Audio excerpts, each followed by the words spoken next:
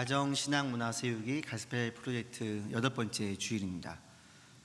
제가 교회에서 만난 그 중학생 한 명의 친구에게 질문을 했습니다. 너에게 단 하루만 남아있다면 너는 그 시간에 무엇을 하고 싶니?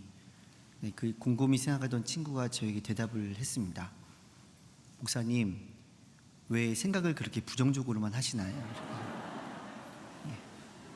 긍정적인 친구입니다. 그래서 여러분들에게 질문을 하겠습니다. 인생 중 168시간만 남아있다면 여러분들은 그 시간을 무엇을 하기 위해 사용하시겠습니까? 우리나라 출생아 수는 2018년 기준으로 그 10년 전과 비교할 때 약 29% 정도 감소하였습니다. 교회는 어떨까요? 저희 교회가 속해 있는 장로교 통합 측 총회 보고에 따르면 같은 기간 동안 출생아 수가 감소한 것 이상으로 교회 차세대 수가 감소한 것으로 보고가 되어져 있습니다. 저희 교회는 어떨까요? 2019년 기준으로 10년 전과 비교할 때 약 1,400명 정도의 차세대의 아이들이 더 출석을 하였습니다. 숫자만 보고 그냥 기뻐하고 자랑할 수 없는 이유가 두 가지가 있습니다. 첫 번째는 교회를 나오지 않던 친구가 전도가 되어 교회를 나오는 경우는 매우 적다라는 것입니다. 두 번째는 저 전체 친구들의 숫자가 학년별로 균등하게 있으면 좋겠지만 그렇지 않다라는 것입니다. 2019년 12월 한 달간 그러니까 학년별로 평균 인원, 출석 인원을 조사해 보았습니다. 초등학교 2학년 때 한 650명 정도 되었던 아이들의 숫자가 점차 감소하다가 초등학교 5학년 사춘기에 들어가면서 급감하기 시작합니다. 그리고 고등학교 때 200명대로 감소하게 되고 마지막까지 그것이 유지가 되는 것을 확인할 수가 있습니다. 한 가지를 더 말씀드리려고 합니다. 저희 온누리교회 차세대를 졸업한 친구들이 청년이 되어서 얼마만큼 교회를 나오는지를 작년 3월에 전수조사를 했습니다. 대상은 21세와 25세, 또 서빙고는 26세입니다. 온누리교회에 출석하고 있다, 타교회에 출석하고 있다, 출석을 안 하고 있다, 연락이 안 되는 친구들.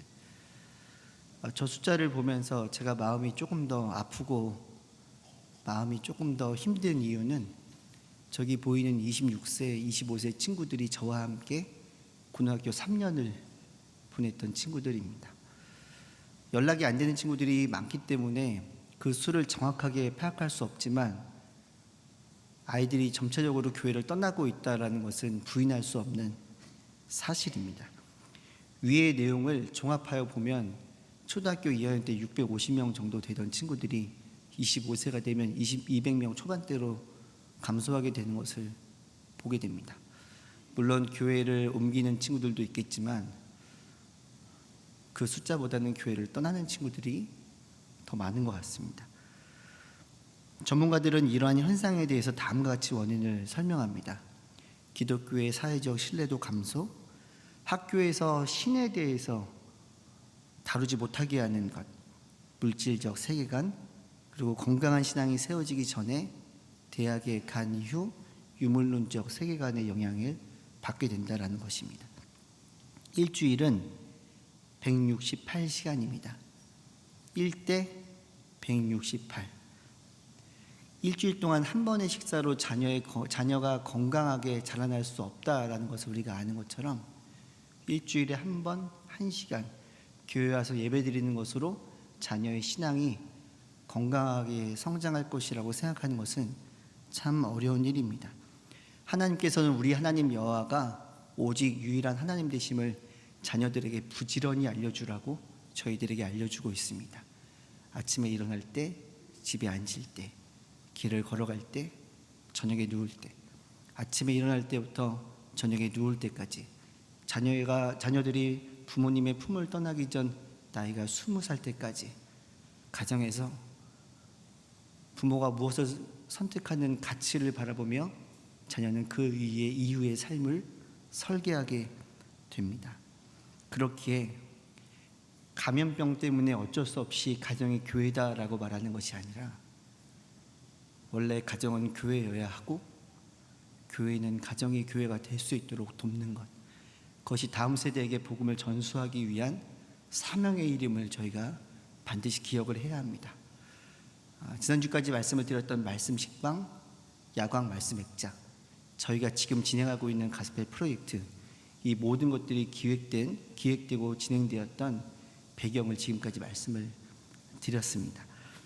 이번 주 가스펠 프로젝트 중심 내용은 예수님의 오심을 기다렸고 또 소개하였던 세례 요한의 겸손에 대해서 나누게 됩니다.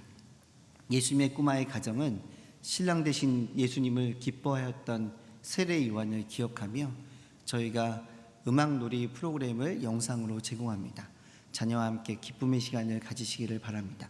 꿈이 자라는 땅은 친구를 위해 양보했던 경험을 친구들에게 물어봐 주시고, 부모님들께서는 하나님을 위해 자신들의 권리를 포기했던 경험을 나눠주시기 바랍니다.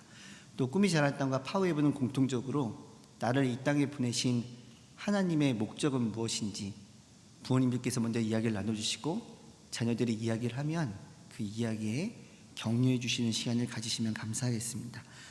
하나님께서는 자녀의 신앙을 위해 새로운 168시간을 저희들에게 맡겨주셨습니다.